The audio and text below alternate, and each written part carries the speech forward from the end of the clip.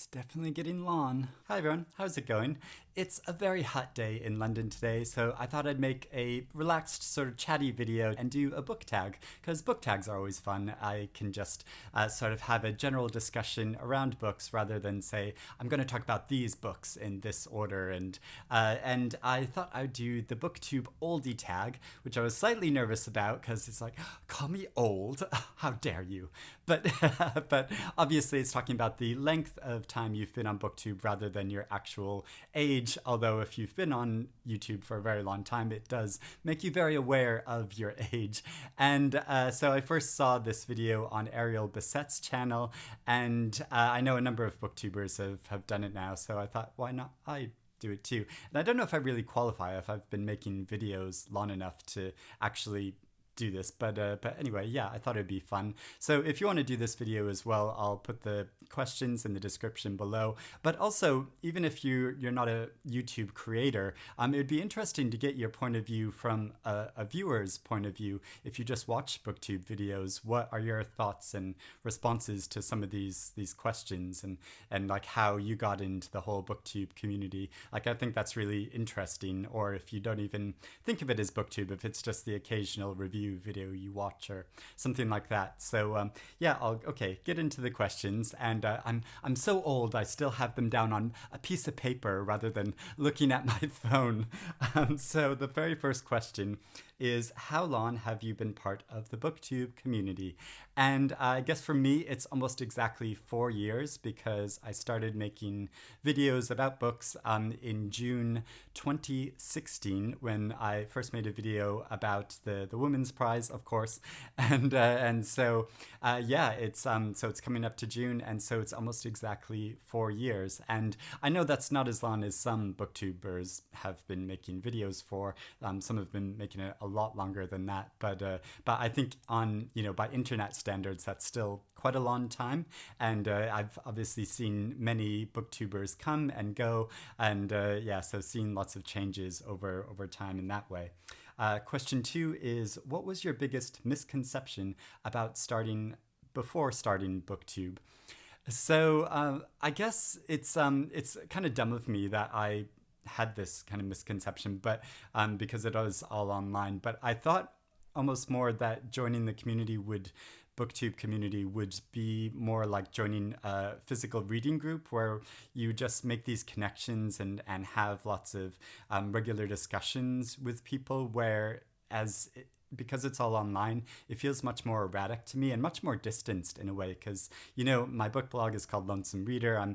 The whole reason I started doing that blog and making YouTube videos about books was because I was slightly frustrated as a reader that I read a lot more than any people I know in real life, and I just wanted to have more discussions about them. It consumes so much of my personal life, reading every day, that I'd like to be able to discuss it with people more who do the same thing. And I just sort of thought that, yeah, it would just be more like a book group, and we'd all become really good friends. And because it seemed like a number of booktubers meet in real life quite a lot, and some of them do, and are really good friends, in IRL and all of that. But yeah, I feel like I haven't made too many connections like that. Part of that is just about geography. There's a whole number of people that I feel, I count as friends now, and that I regularly chat with on YouTube and in private messages. So, there's the physical thing of, just not able to physically meet because they're in all different parts of the world. But then, there's lots of English booktubers too, and booktubers in London, but I've barely met any of them. And so, yeah, it hasn't formed the same physical community that I was sort of expecting. Does that make any sense? And I know that's partly my own thing. Like, if I was more outgoing and proactive, I could probably initiate a lot of these meetings and discussions. But yeah, it's just so that's one of the things which I have been sort of the illusion has been shattered about that.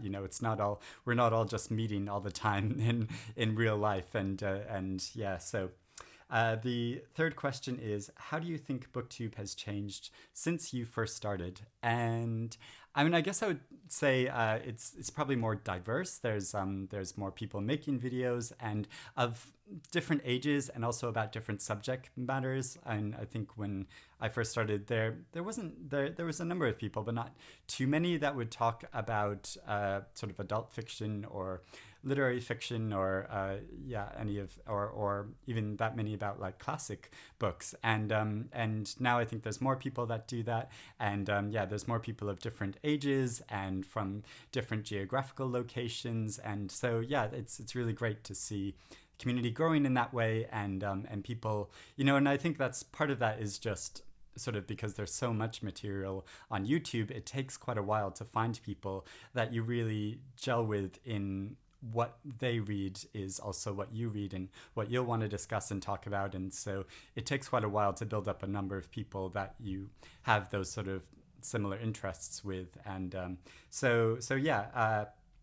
that's what I've found. And question 4 is, what is your favorite BookTube memory? And mine would probably be, just to say, when it was my birthday a couple of years ago, and Sean the Bookmaniac, he initiated a whole birthday online celebration for me where a number of booktubers made videos wishing me happy birthday. And he came up with a whole set of questions because he's like the king of making, or the empress of making book tags. He came up with a whole bunch of questions related to me, and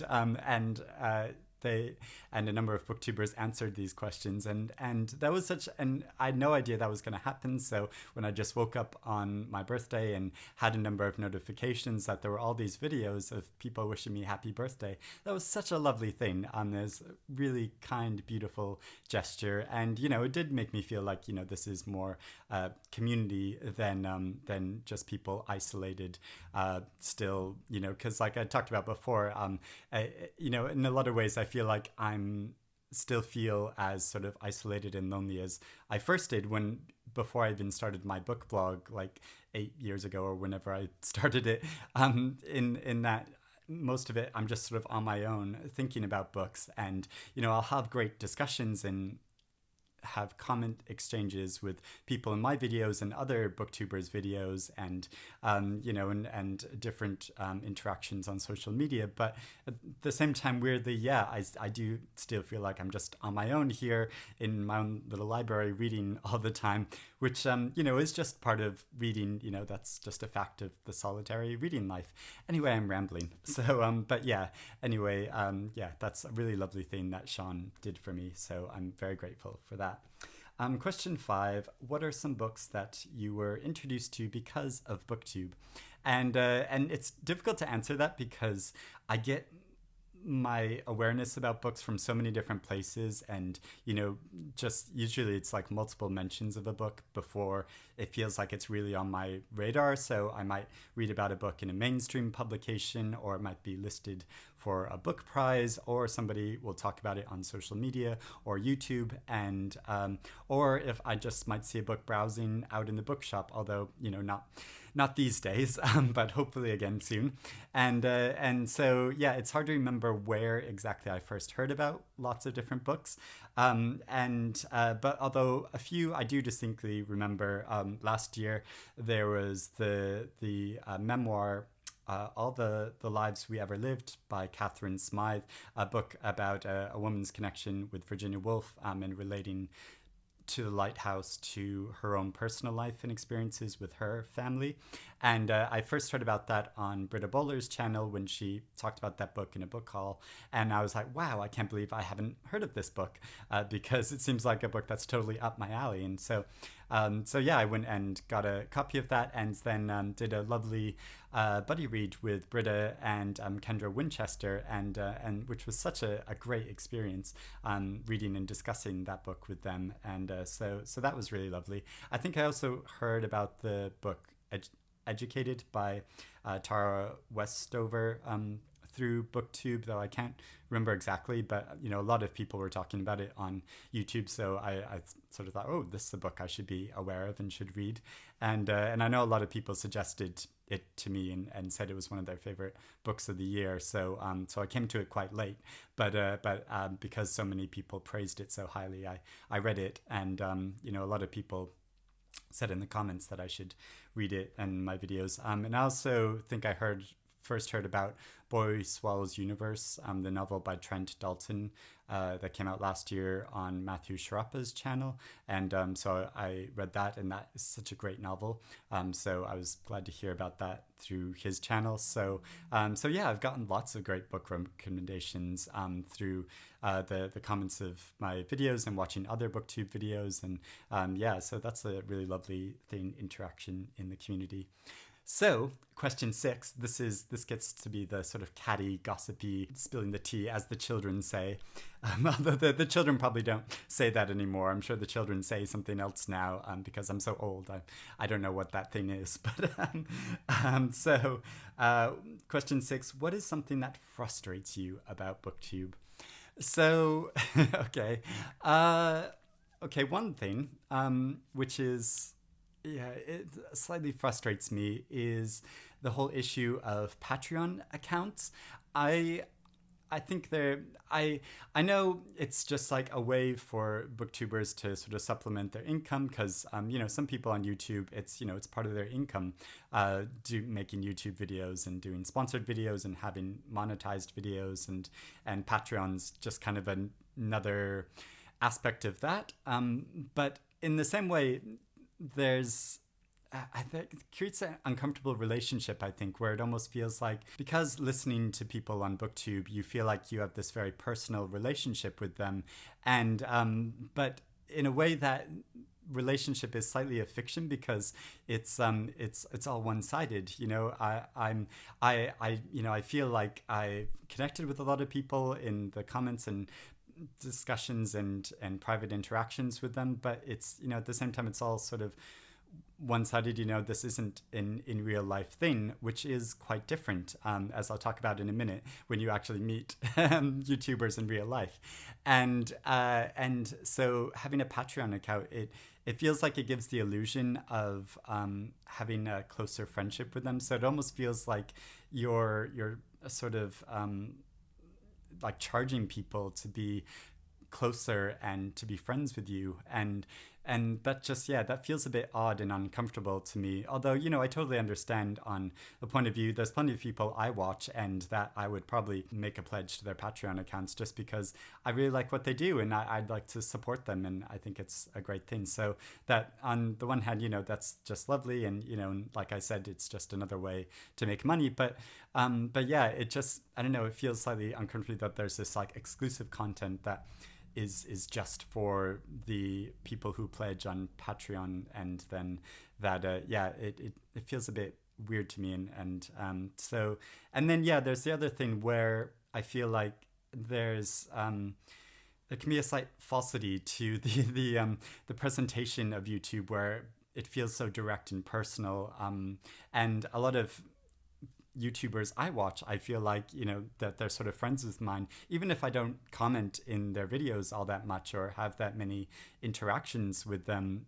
You know, there's this feeling that I'm really friends with you, and so it can be very disconcerting when you meet people in real life who you've known on social media and the internet. I mean, this is a bigger social media issue where there's this like disconnect. And there are some booktubers I've met, I'm not going to name any names, but who, when meeting them in real life, it's almost like talking with a holograph.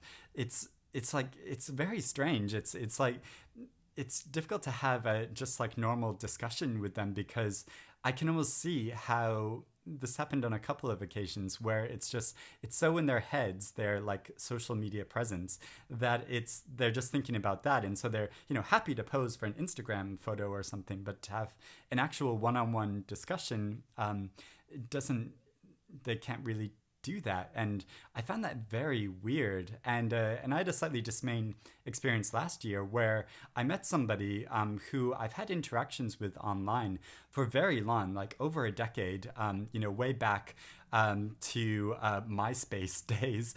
Somebody that I've just yeah, it's been connected with on different social media platforms, and we've had lots of one-on-one exchanges. And it's not been like a close like daily friendship, but it's just sort of been always there, and on both sides that this person would comment on my posts and I would comment on their posts, and then I finally got the chance to meet him in real life at a book event, and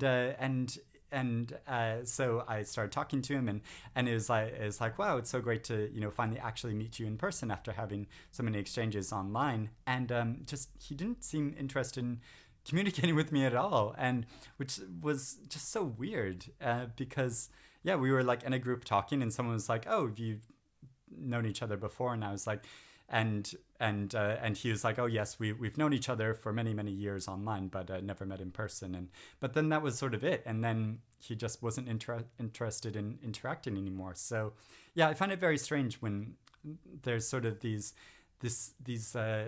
this like illusion of closeness online, but then if you meet somebody in person, then that completely disappears, and that just seems very strange to me. Like I hope I'm not that way as well. If like I met somebody in person, that I could just have a normal conversation like this, but who knows? I don't know, it's just a weird thing about online life versus real life, I think. So yeah, so those are some of my issues with on. I'm sure I could go into a lot more, but yeah, I mean, in general, I just much prefer to keep it about the books, and not about the sort of booktube drama. Like I find it very strange that there's so many videos that are like titles about like booktube drama, when it's like, why does there have to be any drama when I feel like it's just I'm just want to talk about what I'm reading and what I'm interested in concerning books, and if other people are also interested in that, then that's great, and we can have a discussion. If you're not interested, that's also totally fine, then you just don't have to watch my videos or interact with them. So yeah, the fact that there's all these sort of booktube drama things like feels very strange and alienating to me, but I don't know, I just don't really watch those videos, so that's fine.